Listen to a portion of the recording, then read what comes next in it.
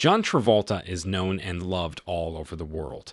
The talented, bright actor starred in almost 90 films and TV series, released several music CDs, was nominated for an Oscar, and won the Golden Globe and Emmy Awards. But at some point, his career began to rapidly go downhill, and the fault was John Travolta's alcohol addiction, which appeared against the background of tragic events in his life. Princess Diana was able to save the actor from addiction, although she herself did not even know about it. He was the youngest, the sixth child. The parents of the children adored and tried to give them a decent upbringing and education. My father was a semi-professional American football player at one time. Then he started selling tires. Mom was very talented. She played on the theater stage, studied vocals, and then acted as a director herself. Besides, she sang beautifully. It was from his mother that John Travolta and all his brothers and sisters inherited their love of the theater. John dreamed of becoming an actor from the age of 5, and the impetus for this was the watched film by Federico Fellini and his mother's endless love for dramatic art.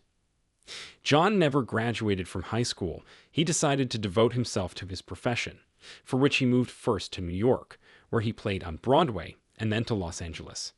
He made his film debut in 1972, but Travolta's first significant film work was the role of Billy Nolan in Brian De Palma's film Carrie, based on the novel of the same name by Stephen King.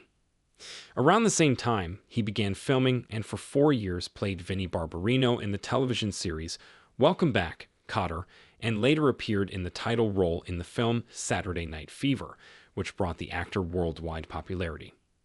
But John Travolta could not fully enjoy his successes at that time. Along with fame, the actor also knew the unimaginable pain of loss. In 1977, when he had already tasted fame, 2 tragic events occurred in his life at once, which simply could not but affect his career. A year before the release of the film Saturday Night Fever, 24-year-old John Travolta met actress Diana Hyland. She was 16 years older than Travolta, but the age difference did not interfere with their relationship. Hollywood didn't discuss this novel, it seems only the lazy ones. Of course, most of the condemnation went to the young actor, who was suspected of trying to build a career at the expense of a well-known and more experienced colleague. It was said that he would leave his middle-aged lover as soon as he achieved his goal. The relationship between Diana Hyland and John Travolta was not formalized officially. When, in early 1977, the actress was diagnosed with breast cancer, everyone expected a tragic outcome and the hasty flight of the young Alphonse from his girlfriend. But Travolta behaved like a real man. He moved into his beloved's house, paid all her bills himself, and took touching care of Diana's son. When he starred in Saturday Night Fever, the actor was informed of Hyland's deteriorating condition. Filming was immediately interrupted for a while, and John Travolta went to Diana, who soon died in his arms. He might have coped with the loss, but it had only been a few months since John Travolta's mother died from exactly the same disease. The second death of a loved one completely unsettled him. At that time, John Travolta found nothing better than to start pouring alcohol on his grief. He literally drowned in alcohol the memories of the 2 most important women in his life. As expected, he was invited to shoot less and less often, and friends and buddies simply turned away from him. He wasn't going to do anything to save himself, but fate still gave him a chance to return to normal life.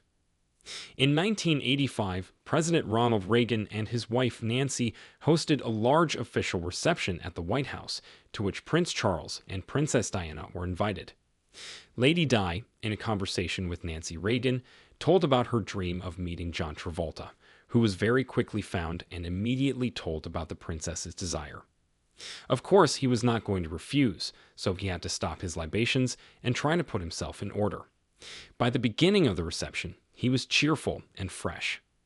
Nancy Reagan herself asked the actor to invite Princess Diana to dance. John Travolta was both delighted and excited. It was a great honor to dance with someone whom mere mortals dared not even approach, but at the same time, he had to somehow invite Lady Di to dance after greeting her. When he came up, lightly touched her elbow, invited her to dance, and she accepted his invitation. Giving him her unforgettable smile, it seemed to John Travolta that everything that was happening was some kind of magical dream, like a gallop that suddenly became a part of life. Subsequently, John Travolta said that he knew for sure, for Lady D, their dance was the most vivid impression during her entire stay in the United States.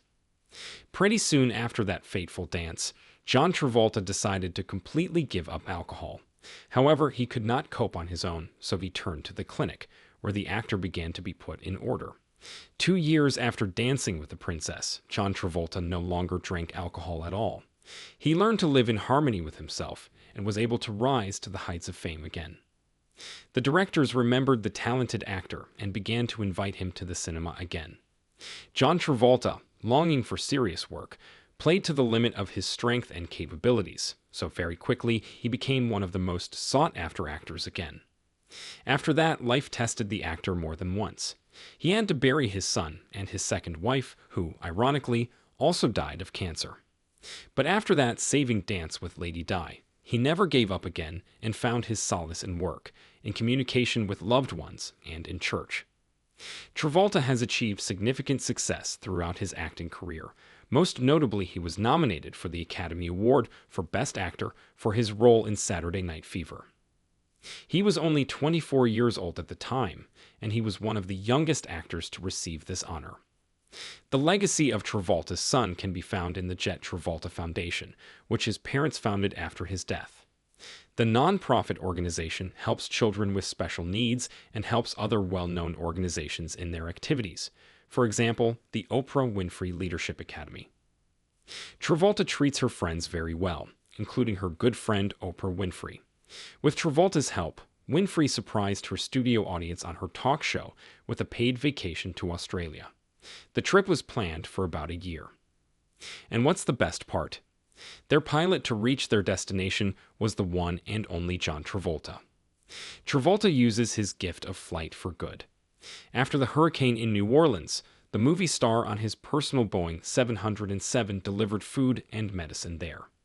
5 years later, he provided similar support to survivors of the earthquake in Haiti.